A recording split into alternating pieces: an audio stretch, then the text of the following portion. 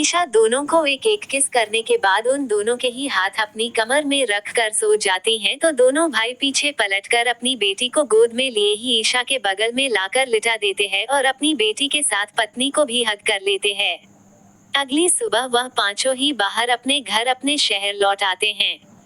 जैसे ही ईशा अपने पुराने घर के डोर और जा खड़ी होती हैं, ठीक वैसे ही एक सुंदर सी लड़की दरवाजे पर आकर खड़ी हो जाती है और उन पांचों की आरती कर उन्हें घर के अंदर आने का बोलती हैं। उस लड़की को देखकर ईशा को उसे पहचानने में बिल्कुल भी समय नहीं लगता।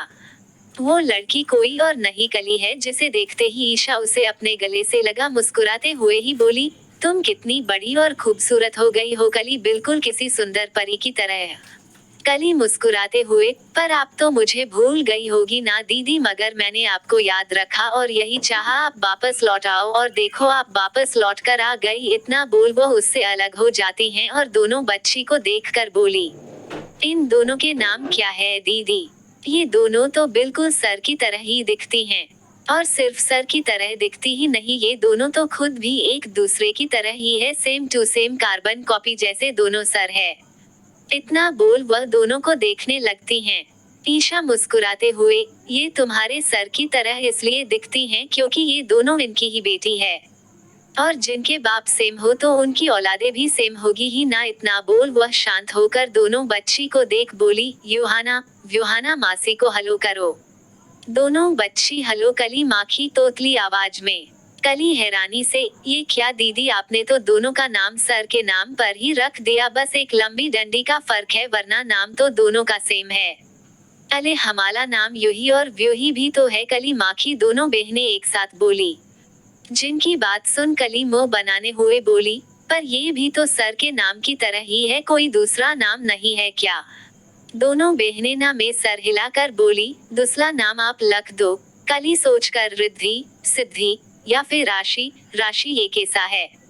दोनों बहनें सोचते हुए, पर हमें तो व्यूही यूही ही पसंद है, पर आप चाहो तो काशी लाशी बोल सकती हो।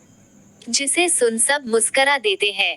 कली दोनों को ले जाओ और नहला कर तैयार कर दो, मुझे भी नहाने जाना है।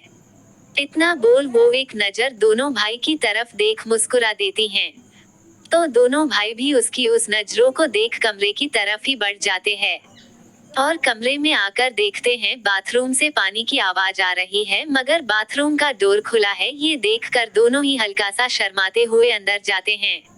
तो वो दोनों ये देख हैरान होते हैं, ईशा अपने हाथ में कैंची और सेविंग क्रीम लिए खड़ी है और उन्हें ही देख मुस्कुराते हुए बोली, सबसे पहले तुम दोनों मेरे वही पुराने बाले बंदर से दिखने वाले हनी बनो, और ये लंगूरों वाला हुलिया चेंज करो, उसके बाद ही तुम दोनों को रोमांस करने का चांस मिलेगा, वरना नो रोमांस और नो रोमांस। इतना बोल वह अपने कपड़े निकालने लगती हैं। ये देखकर दोनों ही भाई जल्दी से अपनी सेविंग करने लगते हैं और बालों को वैसा ही छोड़ देते हैं, क्योंकि वो नाई नहीं थे जो खुद बाल काट ले। ईशा तो दोनों के सामने ही खड़ी होकर सावर ले रही होती हैं और दोनों ही भाई अपनी नजरें फेरे सेविंग करने में लगे थे, क्योंकि वो ईशा को इस तरह से देख नहीं सकते थे, और अगर देख लिए तो खुद को रोक नहीं सकते थे। ईशा नहाकर वहां से बाहर भी निकल जाती है और दोनों भाई बस खड़े सेविंग ही कर रहे होते हैं। मगर जब पानी बंद होता है तो उन्हें समझ आता है ईशा उन्हें बेवकूफ बनाकर चली गई। ये देख दोनों का मुंह बन जाता है। कुछ समय बाद पूरा परिवार एक साथ बैठा खाना खा रहा था। अब नाश्ता क्या ही बोलूं, इसलिए खाना लिख रही दोनों ही भाई एक एक बच्ची को अपनी गोद में बिठाए होते हैं और उन्हें नाश्ता करवा रहे होते हैं, और ईशा वहीं पर बैठी ये सब देखकर उदास हो रही होती हैं। ईशा ने तो डिसाइड की थी वो कभी भी लौटकर इस घर में वापस नहीं आएगी जहां पर उसके साथ इतना कुछ गलत हुआ था, और ना ही वो इन दोनों हैवानों के साथ कभी भी रहेगी। इसीलिए वो सालों पहले यहाँ से चली गई थी। मगर बाहर निकलने के बाद उसे इस बात का एहसास हो गया, अकेली औरत का बाहर निकलना कितना जोखिम भरा है, और उसे ये भी मालूम हो चुका था वो अकेली इन दो बच्चियों की देखभाल नहीं कर सकती हैं, ना ही उन्हें अच्छी तरह से पाल सकती हैं। इस बात का एहसास ईशा को सालों पहले ही हो चुका था, जिस कारण अब ईशा को यहाँ पर वापस लौटने पर कोई अफसोस या पछतावा नहीं था, बल्कि वो खुश थी, क्योंकि उसकी दोनों बेटी जो खुश थी। ईशा बस प्यार से अपनी दोनों बेटियों के चेहरे पर फैली मुस्कान को देखे जा रही थी। जो काफी प्योगा खुशी से भरी थी, जिन्हें ऐसे खुश देखकर ईशा भी काफी खुश थी। यूहान और व्यूहान दोनों की नजर जब ईशा पर पड़ती है, जो काफी ज्यादा खुश थी, तो उसे ऐसे इतना खुश देखकर उन दोनों ही भाई के होठों पर भी एक प्यारी सी मुस्कान आ जाती है। और वो दोनों प्यार से ईशा को भी नाश्ता खिलाने लगते हैं, तो ईशा भी प्यार से बस दोनों के हाथों से नाश्ता करने लगती हैं।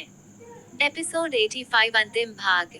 रात का समय डिनर कर लेने के बाद दोनों ही लड़की अपने डैडी की बाहों में आराम से सो जाती हैं। और दोनों ही भाई भी प्यार से अपनी दोनों बेटियों के बगल में ही बैठे उन दोनों के सर पर प्यार से हाथ फेर रहे होते हैं, और उन दोनों के ही दिल और मन दोनों में एक अलग है सुकून और प्यार दोनों होता है।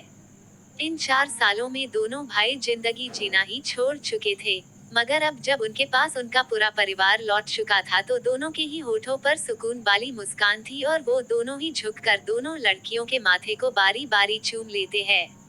तो दूसरे रूम में ईशा बेड पर बैठी बस ये सोच रही होती हैं, अब सब कुछ ठीक आ चुका है। यहाँ तक उसके दोनों पतियों ने एक बार भी उस पर हाथ नहीं उठाया, ना ही उसे ज्यादा कुछ बोला, इतनी बड़ी बात छुपाने पर भी। और उन दोनों की जगह कोई और होता तो शायद वो तो ईशा को कभी माफ भी नहीं कर पाता, या शायद उससे उसकी दोनों बेटियों को दूर ले जाता। ये सोचकर ही ईशा अभी दुखी हो रही थी, और उसकी आंखों में हल्की सी नमी भी तैर गई थी। ईशा अभी अपनी सोच में गुम ही थी। उतने में ही उसके कानों में डोर के खुलने और बंद होने दोनों की ही आवाज आती है, जिसे सुनकर ईशा की नजरें डोर के तरफ जाती हैं, तो वो देखती है उसके दोनों ही पति हमेशा की तरह ही एक बार फिर से पहले की तरह हैंडसम बन चुके थे, जिन्हें वैसे देखकर ईशा की आंखों में आई नमी उसके गालों पर लुढ़क जाती है, और वो अपनी नजरों को झुका लेती हैं। ठीक तभी दोनों भाई बेड पर चढ़ जाते हैं और उसके दोनों तरफ बैठ जाते हैं, साथ ही प्यार से ईशा को देखने लगते हैं, जिनकी प्यार भरी नजरों को खुद पर महसूस कर ईशा के आंसू बढ़ जाते हैं, और वो रोते हुए ही जल्दी से व्यूहान के सीने से लग उसे काफी टाइट हक कर बोली, क्या तुम दोनों मुझसे नाराज हो? क्या तुम दोनों मुझ पर गुस्सा करने वाले हो, बिल्कुल पहले की तरह ही? क्या तुम दोनों वापस से मेरे साथ वही सब करने वाले हो? ये बोलते हुए ही वह जोरों से रोए जा रही थी, जिसे ऐसे इस तरह से इतना रोते हुए देखकर दोनों ही भाई को बिल्कुल भी अच्छा नहीं लगता है। व्यूहान प्यार से ईशा को अपनी बाहों में भर कर बोला, अगर गुस्सा ही करना होता तो पहले कर लिए होते, जब हमें सच पता चला था। तुमने ही उस डॉक्टर से वो सब बोलने को कही थी, तुम्हारा मिसकैरेज हुआ है और तुमने अपना बच्चा खो दी। मगर सच तो ये था, वैसा कुछ हुआ नहीं था। तुम बस हम दोनों से छुटकारा पाना चाहती थी, जिस वजह से तुमने वो सब बोला, ताकि तुम हमें छोड़कर दूर जा सको। वैसे मुझे सच में तुमसे नाराज होना चाहिए था लिटिल वाइफी, मगर क्या करूं, प्यार करता हूँ तुमसे, तुम्हें हटकर मैं खुद भी चैन से जी नहीं पाऊंगा, इसलिए मैंने तुम्हें माफ किया। वैसे भी तुमने हम दोनों ही भाई को हमारी ही तरह दिखने वाली 2 छोटी और प्यारी सी बेटियां दी है, जिन्हें पाकर हम काफी खुश हैं, और उनके लिए तुम्हारी ये गलती माफ करते हैं हम। इतना बोल यूहान की आंखें भी नम हो जाती हैं। यूहान अपनी रुंधी हुई आवाज में ही बोला, हमसे दूर होकर क्या तुम खुश थी यीशु? क्या तुम सच में खुश थी हमारे बिना? हम दोनों ही हैवानों के बिना? वैसे भी तुम सच में खुशी होगी, क्योंकि हमने तो तुम्हें कभी कोई खुशी दी ही नहीं थी, तो तुम खुश होगी हमारे बिना। ये बोलते हुए ही यूहान की आंखों से आंसू की बूंद टपक पड़ती है। ईशा यूहान से अलग होकर यूहान के करीब जाकर उसके सीने से लग रोते हुए ही बोली, नहीं हनी, तुम्हारी ईशा दूर जाकर बिल्कुल भी खुश नहीं थी। तुम्हारी ईशु ने यहाँ से दूर जाकर काफी कुछ सहा है, काफी कुछ देखा है, लोगों की बातें, उनके ताने, लोगों की गंदी नजरें, यहाँ अपनी बेटियों के लिए पाप की निशानी और भी काफी सारी गंदी बातें। उन सभी को सुनकर मेरे दिल में क्या बीतती थी, ये तो मैं तुम्हें बता भी नहीं सकती हूँ। मैंने काफी कुछ सहा है हनी, पर हिम्मत नहीं कर पाई कभी वापस लौटने की, क्योंकि मुझे डर था कहीं तुम दोनों ने किसी और से शादी तो नहीं कर ली, और अगर तुम दोनों मुझे भूल गए तो मैं क्या करती, ये सोचकर है कभी हिम्मत नहीं हुई लौटने की। इतना बोल ईशा यूहान से लिपट रो रही होती हैं।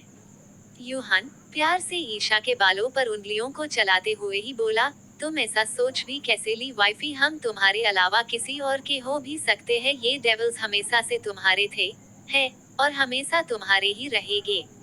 इतना बोल वह प्यार से ईशु को खुद से दूर कर उसके सारे आंसुओं को साफ कर देता है। ईशा भी प्यार से मुस्कुराते हुए ही दोनों भाई की तरफ देखने लगती हैं। और दोनों को प्यार से देखते हुए ही धीरे से अपने गाउन को अपने कंधे से नीचे खिसका देती हैं।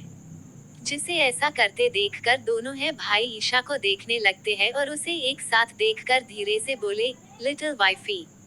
ईशा धीरे से अपनी नजरों को उठाकर बेड पर लेटते हुए ही दोनों को देख बोली, हनी हमेशा तुम दोनों ने मुझे मेरी मर्जी के बिना पाया है, मगर आज मैं अपनी मर्जी से तुम दोनों को पाना चाहती हूँ, तुम्हें अपने अंदर पूरी तरह से महसूस करना चाहती हूँ। ये बोलते हुए है ईशा की आंखों में दिजाया होती हैं। तो अपनी लिटिल वाइफी की बात सुनकर दोनों ही भाई एक नजर एक दूसरे की तरफ देखकर प्यार से ईशा को देखते हैं और दोनों भी ईशा की तरफ झुक जाते हैं। जिसके बाद उन तीनों के ही प्यार का खेल शुरू हो जाता है और कुछ ही देर में उन तीनों के ही सारे कपड़े बेड से नीचे जमीन पर पड़े हुए थे। और आज ईशा के चेहरे पर एक अलग ही सुकून और प्यार था। वो दोनों है भाई भी आज प्यार से अपने प्यार का एहसास ईशा को करा रहे होते हैं और ईशा भी उन दोनों के प्यार को पूरी तरह से महसूस कर रही होती हैं। और सारी रात एक दूसरे को प्यार करते रहने के बाद वो तीनों ही थक कर सुबह के करीब 4 बजे सोते हैं। अगली सुबह दोनों डेविल्स अपनी प्यारी सी बीबी और बेटियों के साथ मिलकर नाश्ते के टेबल पर जाकर अपनी चेयर पर बैठे ही थे। उतने में ही उनके घर की डोर बेल बजती है।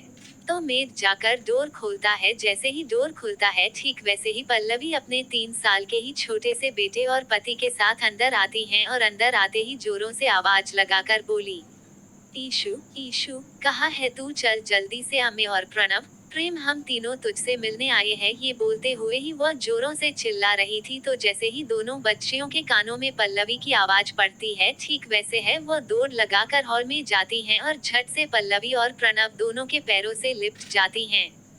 और ईशा भी दोनों पति के साथ हॉल में आ जाती हैं और अपने दोनों दोस्तों को देखकर मुस्कुराते हुए ही दोनों को देखती हैं। तो आज दोनों डेविल्स भाई के चेहरे पर भी कोई गुस्सा नहीं होता है, बल्कि वो अपनी साली और साली के पति बेटे दोनों से अच्छी तरह मिलते हैं और उनके छोटे बेटे को भी लाड प्यार करते हैं, जिसे देखकर ईशा काफी खुश होती हैं। और ऐसे है वह सारे मिलकर प्यार से साथ में नाश्ता करते हैं।